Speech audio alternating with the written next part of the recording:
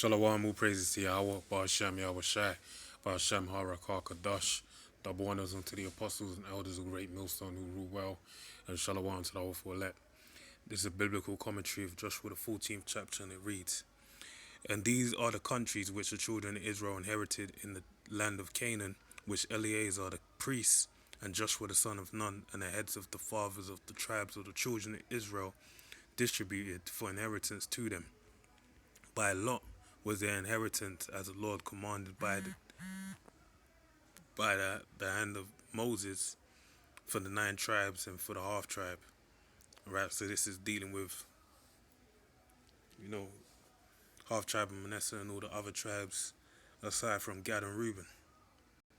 For Moses had given the inheritance of 2 tribes and a half tribe on the other side Jordan, but the Levites he gave none inheritance among them, right? Because their inheritance was the Most High Power, Yahweh.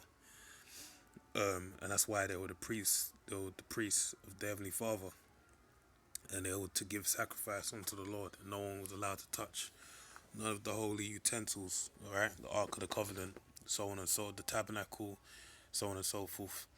For the children of Joseph were 2 tribes, Manasseh and Ephraim.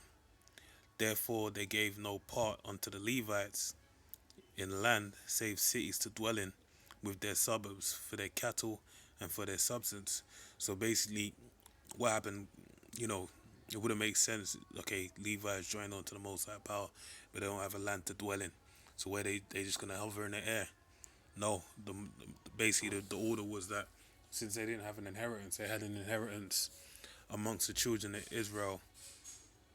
I mean, they were portioned off land, alright? Because remember, they were subject to a 10th part of tithes, basically, which tithe basically means a 10th from all the children of Israel, and that also being a portion of their land, being a suburb. So they had the best of the land within the each of the said tribes land, basically. And with that being said, yeah, they had the best portion, and they really, because since their job was they're more or less like the authorities in regard to the law over the children of Israel. So it made sense as well that they'll be within the land of all the different children of Israel, right, to make sure that all of them were keeping in line with the laws, basically. All right. Excuse me. All right. So reading on, as the Lord commanded Moses, so the children of Israel did, and they divided the land. The children of Judah came unto Joshua in Gilgal, and Caleb the son of Jephunneh the Kenizzite said unto them, Thou knowest the thing that the Lord said unto Moses the man of Yahweh concerning me and thee in Kadesh Barnea. 4 years old was I when Moses the servant of the Lord sent me from Kadesh Barnea to espy out the land, and I brought him word again as it was in mine heart. Nevertheless, my brethren that went up with me made the heart of the people melt, but I wholly followed the Lord my power. All right, because that's when, going back to the book of Numbers, when they were sent to spy out the land, basically Caleb and Joshua said they're ready to be taken. They had no fear in their heart, whereas all the other different tribes looked upon them and felt some kind of a way, said they're too mighty for them, basically. They lacked in faith, right? Verse 8, Nevertheless, my brethren that went up with me made the heart of the people melt, but I wholly follow the Lord my power. And Moses sware on that day, saying, Surely the land whereon thy feet have trodden shall be thine inheritance, and thy children's forever, because thou hast wholly followed the Lord my power. And now behold, the Lord hath kept me alive, as he said, these 45 years, even since the Lord spake this word unto Moses, while the children of Israel wandered in the wilderness. And now lo, I am this day 85 years old, 85 years old. So this is 45 years later. Caleb is making this request, showing you that, the long suffering of going back into the conquest of the land of Canaan, that Caleb had to wait, 45 years, longer than from the time when he was upon the earth, 5 years more than he was upon the earth to basically fulfill the promise of the Lord. So that shows you about dealing with patience, and the word patience means to suffer.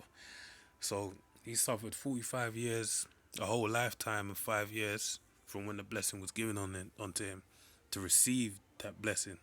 All right. As yet I am strong, as yet I am as strong this day as I was the day that Moses sent me. As my strength was then, even so is my strength now for war, both to go out and to come in. That's right. And he had the faith, and guess what? The Most High kept his strength to the same level that he had it when the blessing was given unto him. And that even is to boast. That was even to boast his faith, to have that ability, be able-bodied, nimble enough to secure his blessing.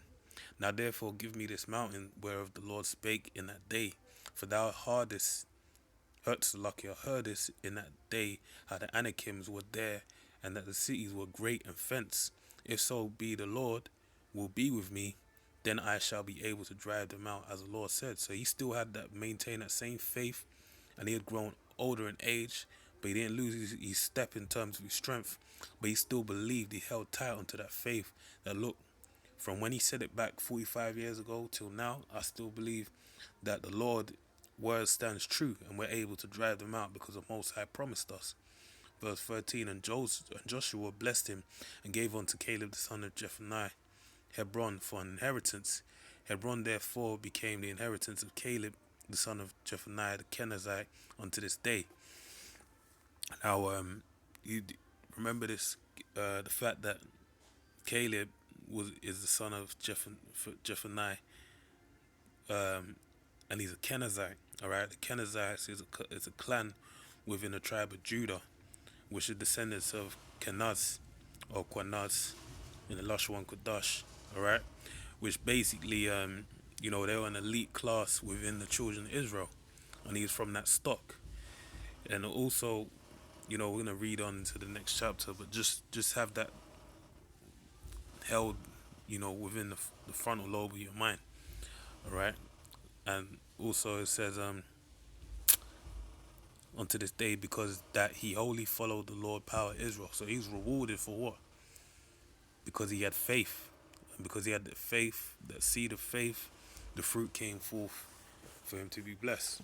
Verse 15, and the name of Hebron before was Kiriath Arba, which Arba was a great man among the Anakims, and the land had rest from war. So Hebron, that was a great land that even Abraham passed through, going to the book of Genesis, which was promised unto him and to his line, and this was fulfilling of that scripture. And Hebron also is where King David served 7.5 years of his rulership, of his king, of his kingdom, his kingship began in Hebron, right? Showing you how great that land is among the children of Israel, all right? So with that, I pray you're edified. Shalom.